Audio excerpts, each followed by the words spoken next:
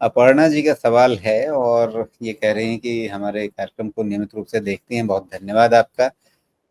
Programme से अगर आपको कुछ फ़ायदा मिलता है तो से हम अपनी एक जो हम जो प्रयास करते हैं उस की दिशा को सही समझने की तरफ बढ़ेंगे।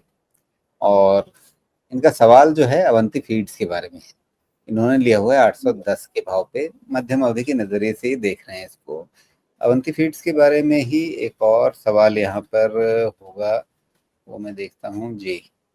नीलेश माली जी को भी इसी के बारे में जानना है। इन्होंने 55 शेयर खरीद रखे हैं। इनका खरीद भाव जो है वो कितना है? 834 है, लगभग एक जैसा ही है। 800 सवा 800 के आसपास इन्होंने दोनों ने खरीद रखा है। और इनका नज़रिया क्या है? इन्होंने तो ले रखा है मार्च 2026 तक के लिए, ये समझना चाहते हैं कैसा रहेगा। तो मध्यम अवधि के लिए मोटे तौर पे यहाँ से 1 साल से लेकर के 2 साल तक का अगर एक समय लेकर के चलें, कैसा रहेगा? मैं जिस तरह का ये बिज़नेस है, जो भी फीड मतलब जो भी श्रिम्प और इस तरह का बिज़नेस होता है ना, ये हमेशा एक अपॉर्च्युनिटी के हिसाब से ही देखिए, अपॉर्च्युनिटी मिला, काम कीजिए, निकल जाइए बिकॉज़ इस सब में रिस्क बहुत होता है, ओके? अब बहुत रिस्क होता है, ख़ासकर अगर मान लीजिए कि अम, अगर इसका एक्सपोर्ट कंट्रीब्यूशन ज़्यादा हुआ हो, एक बारी चेक कीजिएगा, मुझे नहीं मालूम, तब तो और रिस्क है, और ज़्यादा रिस्क है। तो ये सब जो फीड, श्रिम्प ये सब वाले बिज़नेसेस होते हैं जो जी। एक्सपोर्ट करते हैं देखिए, जब 2 तारीख को ट्रम्प फ्रोज़न साहब ने ट्रेड होता है। अपना वो लिबरेशन डे मनाया था ना, तो उसके तुरंत बाद अवंती फीड्स को भी झटका झेलना पड़ा था। हाँ, वही कह रहा हूँ कि ये सब ये मैंने बहुत समय से मतलब पिछले 4 साल में तो ये 5 साल में तो बहुत अच्छे से सीख चुका हूँ मैं इन सब बिज़नेसेस को। इसलिए मैं काफ़ी अवंती फीड्स और पता नहीं क्या-क्या मैं ट्रैक कर रहा था। तो फाइनली उसका कंक्लूज़न मेरे मॉडल पे यही आया कि ये सब बिज़नेस को ट्रेड कैटेगरी में रखिए क्योंकि पता नहीं होता है कि रिस्क कब सीप इन कर जाए। फिर 1.5 साल के हिसाब से तो मैं यही कहूँगा कि अपना रिस्क डिफ़ाइन करके काम कीजिए और इससे ज़्यादा कुछ नहीं कह सकते। Right now as we are talking जिस तरह का इसमें फॉल चल रहा है, 200 डीएमए का तो टेस्ट हो जाना चाहिए, वो तो लगता है। एक बार में नहीं होगा बिकॉज़ हो सकता है ओवरसोल्ड हो, फिर शॉर्ट कवरिंग हो, फिर बाद में हो, ये सब मामला चलेगा। तो करीब 700 के पास आपका 200 डीएमए है, which is one piece. Another piece जो मुझे ज़्यादा इम्पोर्टेंट लगता है कि एनीवेयर इन बिटवीन 650 टू 700 इसका एक डिसीजन मेकिंग ज़ोन रहेगा। किस चीज़ का? ये समझाता हूँ।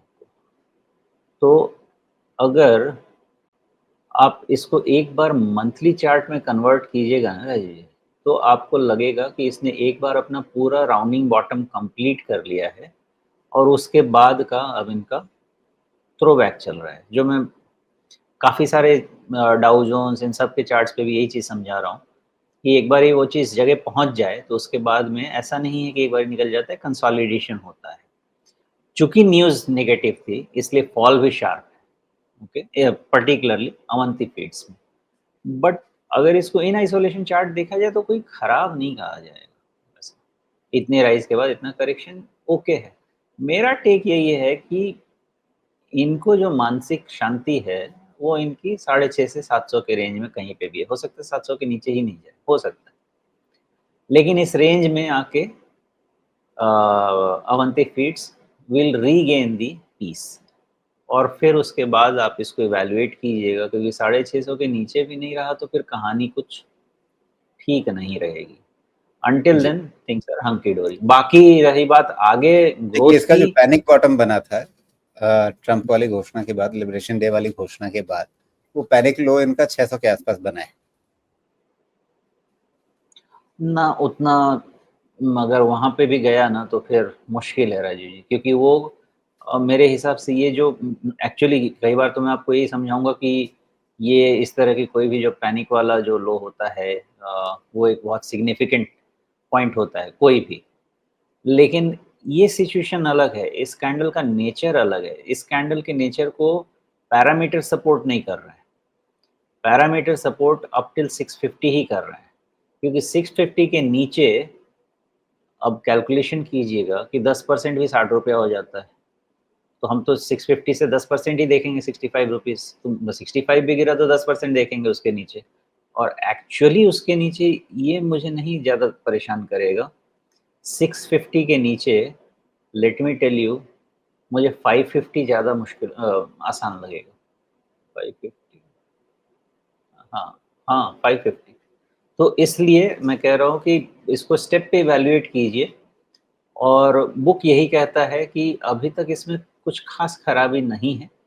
थोड़ा वही लिबरेशन डे इफ़ेक्ट है, बट 650-700 पे स्टेबिलिटी मिलनी तो चाहिए, और बाकी वहाँ पे जाके इसको इवैल्यूएट करें। जी। चलिए, मैं देख रहा था इसमें कि 61.8% कहाँ पर आ रहा है, तो वो बिल्कुल 200 डे मूविंग एवरेज के आसपास आ रहा है। पिछली बार चूंकि एकदम से अचानक घोषणा थी और उसका क्या कितना असर होगा ये शायद बाजार ने उतना बहुत नहीं आंका होगा, लेकिन क्या इस बार ज़्यादा भरोसा 700 के आसपास बन जाएगा जहां 200 डे मूविंग एवरेज आ रहा है, या वो उसके नीचे फिर जो आप 650 तक चांस लेने की बात कर रहे हैं? और दूसरे, अब चूंकि दोनों का 1 से 2 साल का नज़रिया है और दोनों की खरीद 800 के ऊपर की है, तो इनको मतलब कैसे अपने नर्व्स पे कंट्रोल रखना है? ठीक है, तो आपने जहाँ पे वो कर्सर रखा है ना, उसके जस्ट नीचे थोड़ा-सा एक छोटा गैप है।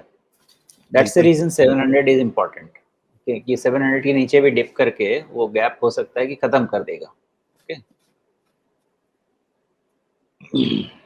अब खैर, ये तो एक पीस हो गया। अब इसमें आप कुछ भी कह लीजिए, इनके फंडामेंटल्स पे ऐसा कोई भरोसा करके आँख बंद करके नहीं सोया जा सकता, ना स्टेट बैंक है, ना एचडीएफसी बैंक है, और ना ही बिज़नेस का नेचर वैसा है।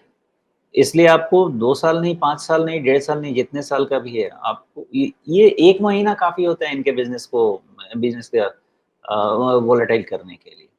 जी। इसलिए अपने रिस्क कंट्रोल कीजिए, आपको प्राइस बता देगा कि बिज़नेस कैसा रहने वाला है इसका। मोस्टली मैं तो यही कहूँगा, इसको ट्रेडिंग बेट के अलावा कुछ रखना नहीं चाहिए, मेरी समझ के हिसाब से। बाकी आप इन्वेस्ट भी करना चाहते हैं, तो आँख-कान तो दोनों खुला रखिए भाई साहब।